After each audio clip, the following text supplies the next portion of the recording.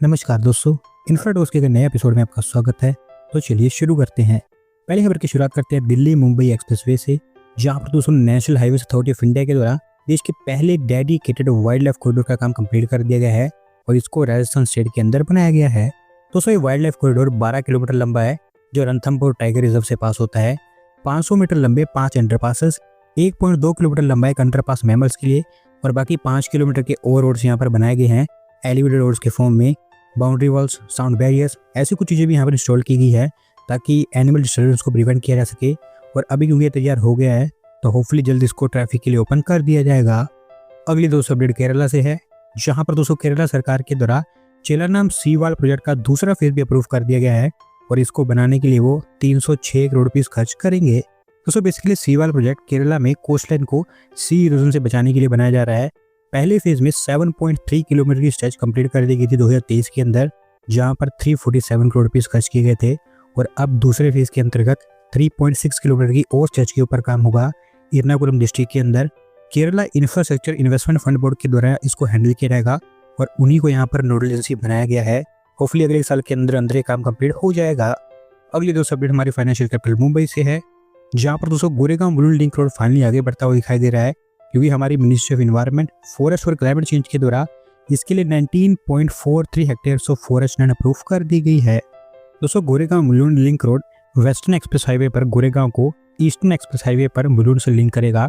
12.3 kilometre की इसकी length है, जहां पर ट्विन टनल्स भी बनाई जाएंगी जो पास होंगी संजय गांधी नेशनल पार्क के नीचे से। और यही मेन रीजन था कि यहाँ पर मिनिस्ट्री ऑफ इन्वायरमेंट, फॉरेस्ट और क्लाइमेट चेंज की अप्रूवल चाहिए थी, जो फाइनली मिल गई है।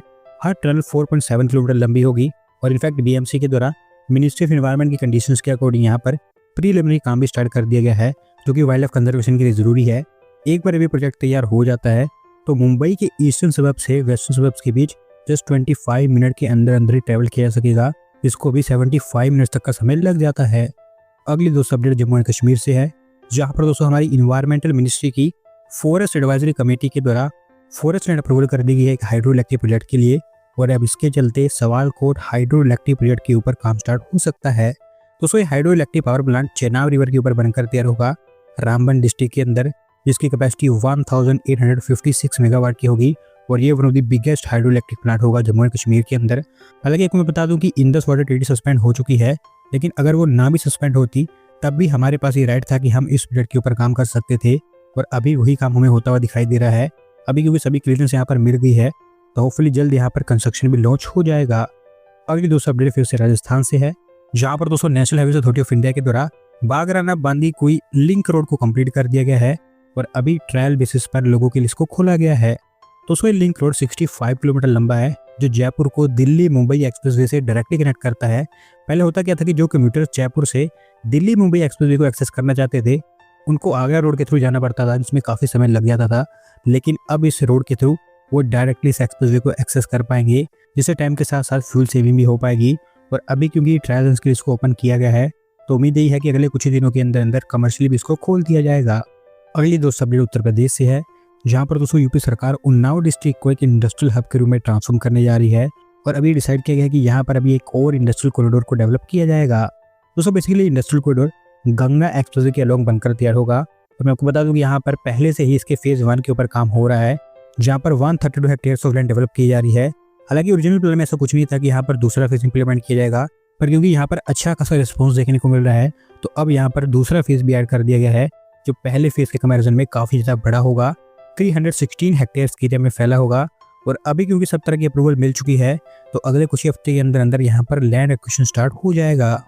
अगली दोस्तों अपडेट गिफ्ट सिटी से है, जहाँ पर दोस्तों UAE based private bank Mashreq ने डिसाइड किया कि वो गिफ्ट सिटी के अंदर एक इंटरनेशनल बैंकिंग यूनिट को सेटअप करेंगे और इसके लिए उनको आईएफएससी की तरफ से इन प्रिंसिपल अप्रूवल मिल गई है। दोस्तों मशरेक यूएई का one of the oldest bank माना जाता है, जो उनके ग्लोबल एक्सपेंशन के अंतर्गत गिफ्ट सिटी में एक नई यूनिट को सेटअप करेंगे। Foreign currency loans, trade finance solutions और ट्रेजरी रिलेटेड प्रोडक्ट्स यहाँ पर ये ऑफर करेंगे। ऐसा बताया गया कि अगले कुछ ही दिनों के अंदर अंदर इस बैंक के द्वारा गिफ्ट सिटी के अंदर प्रीलिमिनरी वर्क स्टार्ट कर दिया जाएगा और अगर सब कुछ प्लान के अकॉर्डिंग जाता है तो इसी साल के Q4 के अंदर अंदर ये भारत में स्पेशली गिफ्ट सिटी में उनके ऑपरेशन स्टार्ट कर देंगे। अगली दोस्तों अपडेट अहमदाबाद से है, जहाँ पर हमारी भारत सरकार के द्वारा फाइनली क्लैरिफाई कर दिया गया है कि ओलंपिक 2036 के लिए अहमदाबाद हमारी चॉइस होगी और अहमदाबाद को होस्ट सिटी डिक्लेयर करके अभी भारत ने ऑफिशियली बिडिंग की रेस में एंट्री कर दी है। दोस्तों हालांकि हमारे लिए तो एक क्लियर था कि अहमदाबाद वो होस्ट सिटी होगी जहां पर भारत ओलंपिक 36 को होस्ट करना चाहता है, लेकिन भारत सरकार के द्वारा ऑफिशियली ऐसा कुछ नहीं कहा गया था।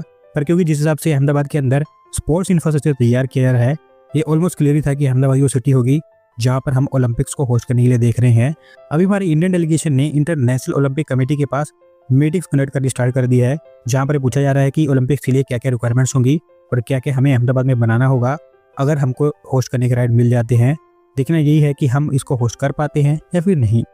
अगली दोस्तों अपडेट हमारी इंडियन नेवी से है, जहां पर दोस्तों हमारी इंडियन नेवी को INS उदयगिरी की डिलीवरी मिल चुकी है और ऐसा बताया गया है कि ये ओवरऑल 100वीं इंडिजीनियस शिप है जो इंडियन नेवी के लिए देश के अंदर मैन्युफैक्चर की गई है। दोस्तों INS उदयगिरी एक नीलगिरी क्लास का फ्रिगेट है जो प्रोजेक्ट 17A का हिस्सा है। इसके अंतर्गत बनाया गया ये दूसरा शिप है जिसको ऑलमोस्ट 2-3 साल पहले बना दिया गया था, कब से इसके ट्रायल कंडक्ट किए जा रहे थे। वैसे माजागोन डॉक शिप बिल्डर्स लिमिटेड के द्वारा इसको बनाया गया है, जहां पर state of the art weapons और सेंसर्स यहाँ पर फिट किए गए हैं। और जैसे कि मैंने आपको बताया कि ट्रायल वगैरह इसके पहले कंप्लीट हो चुके हैं, तो अब डायरेक्टली इसको इंडियन नेवी की सर्विस में इंडक्ट कर दिया जाएगा।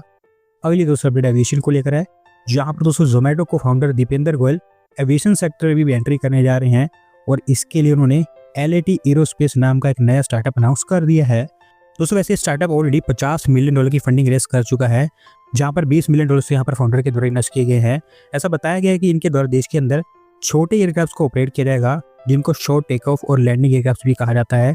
12 से 24 सीटर एयरक्राफ्ट होंगे जो इनफैक्ट ये खुद मैन्युफैक्चर करने में लगे हुए हैं। कॉम्पैक्ट एयर स्टॉप्स यानी कि एक पार्किंग लॉट जितनी प्लेस से टेक ऑफ और लैंड कर सकते हैं। बताया जा रहा है कि Tier 2 और Tier 3 सिटीज को कनेक्ट करने के ऊपर यहाँ पर इनका फोकस होगा। देखना यही है कि एविएशन में कितने सक्सेसफुल बन पाते हैं। आज की आखिरी अपडेट गुजरात स्टेट से है, जहाँ पर दोस्तों गुजरात सरकार के द्वारा टाटा इलेक्ट्रॉनिक्स को 10 एकड़ ऑफ लैंड अलॉट कर दी है धुलेरा के अंदर।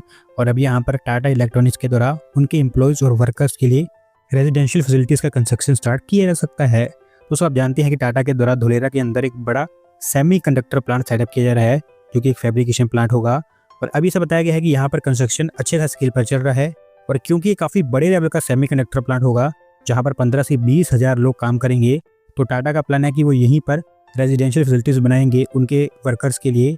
कुल मिलाकर 1000 के आसपास अपार्टमेंट्स यहाँ पर बनाए जाएंगे, जिसमें इनिशियली 500 के आसपास अपार्टमेंट्स तैयार होंगे और उसी के लिए ही यहाँ पर लैंड अलॉट की गई है। अगले 1.5-2 साल के अंदर जब तक इनका सेमीकंडक्टर प्लांट तैयार हो जाएगा, तब तक ये रेजिडेंशियल फैसिलिटीज भी यहाँ पर बनकर तैयार हो जाएंगी। दोस्तों आज की वीडियो में बस इतना ही। अगर आप अपनी तरफ से अपडेट सबमिट करना चाहते हैं तो डिस्क्रिप्शन में दिए गए लिंक पर क्लिक करके सबमिट कर सकते हैं। और अगर आज की वीडियो में पसंद आई हो तो वीडियो को लाइक करें, चैनल को सब्सक्राइब करें। धन्यवाद वीडियो को देखने के लिए।